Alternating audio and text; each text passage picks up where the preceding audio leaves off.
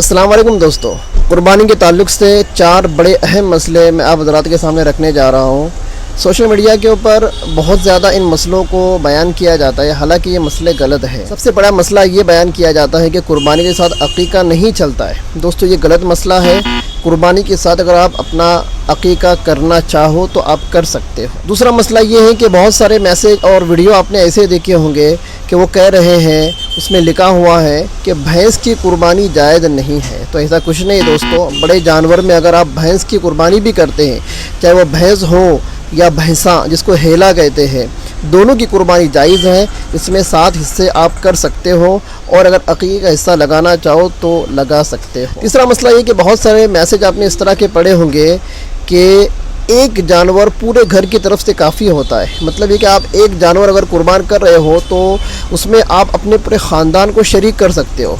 मतलब ये कि पूरे ख़ानदान की तरफ से एक कुर्बानी ही करना है और जायज़ है। इस तरह का मसला भी आपने बहुत सारे वीडियो क्लिप्स के अंदर सुना होगा, आर्टिकल पढ़े होंगे या पोस्टर देखे होंगे। तो दोस्तों, ये गलत मसला है।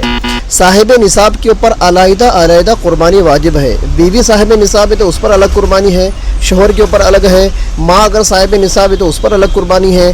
बाप अगर साहिब निसाब है तो उस पर भी अलग से कुर्बानी करना वाजिब है। और चौथा और आखिरी मसला ये है कि आपने वीडियो देखे होंगे, बहुत सारे आर्टिकल पोस्ट पढ़े होंगे कि कुर्बानी 4 दिनों तक की जा सकती है। यानी कि कुर्बानी का दिन, उसके बाद का दिन, उसके बाद का दिन, 3 दिन कुर्बानी होती है। पर वो ये कहते हैं कि 3 दिन नहीं बल्कि चौथा दिन भी कुर्बानी आप कर सकते हो। ये बिल्कुल गलत मसला है। जो लोग इस तरह के मसले बयान करते हैं ये अपने आप को अहले हदीस कहते हैं और इनको दुनिया गैर मुक़ल्लिदों के नाम से जानती है। बहरहाल, मैं किसी का नाम लेकर किसी का रद्द नहीं कर रहा हूँ, सही मसला कुरान हदीस की रोशनी में आपके सामने रख रहा हूँ।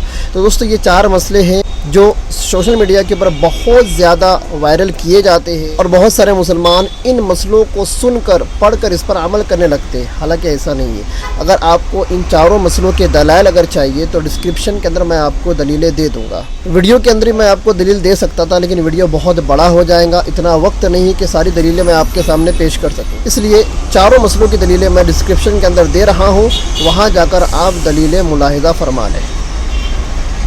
अस्सलामु अलैकुम व रहमतुल्लाहि व बरकातुहू।